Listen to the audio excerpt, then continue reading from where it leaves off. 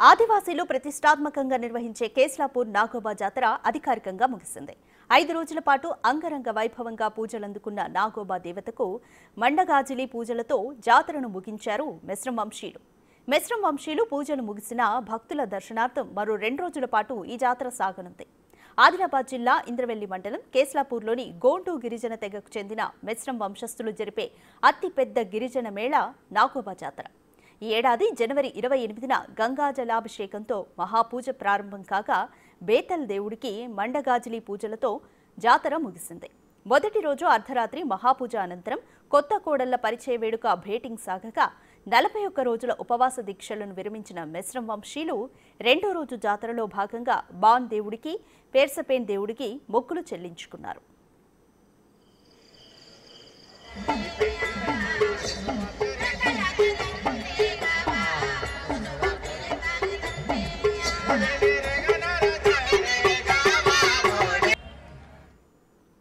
మూడో రోజు ప్రభుత్వం ఏర్పాటు చేసిన సాంస్కృతిక కార్యక్రమాలు ఆకట్టుకోగా 4వ రోజు గిరిజన సమస్యలకు పరిష్కార మార్గం చూపే గిరిజన దర్బార్ సాగింది. ఎమ్మెల్సీ ఎన్నికల కోడ్ నేపథ్యంలో ఈ ఏడాది అధికారులు, ప్రజాప్రతినిధులు వేరువేరుగా దర్బార్లో పాల్గొన్నారు. చివరి రోజు కావడంతో నాగోబా దర్శనం కోసం భక్తులు క్యూ కట్టారు. నాగోబా దర్శనం తర్వాత ఎడ్ల బండ్లల్లో వచ్చిన గిరిజనులు జాతర ముగియడంతో తమ స్వగ్రామాలకు బయలుదేరారు.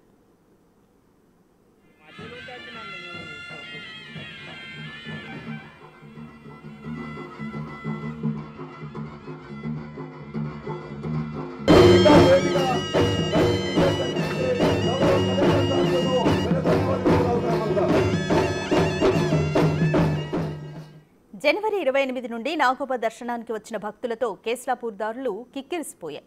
చివరి రోజైన శనివారం భక్తజన సంద్రమైంది కేస్లాపూర్. దేశవ్యాప్తంగా ఉన్న మెస్రం వంశీయులు, గిరిజనులతో పాటు లక్షలాది మంది నాగోబాను దర్శించుకున్నారు.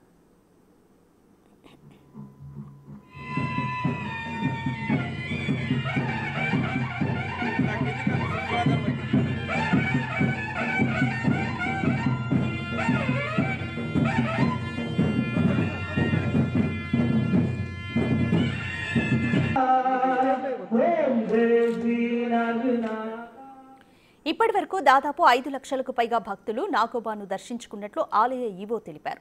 చివరి రోజు సంప్రదాయ వాయిద్యాలతో గోవాడ ముందు బేతల్ పూజలు చేసిన మెస్రం ఆడపడుచులు వంశ పెద్దల కాళ్లు కడిగి ఆశీర్వాదం తీసుకున్నారు.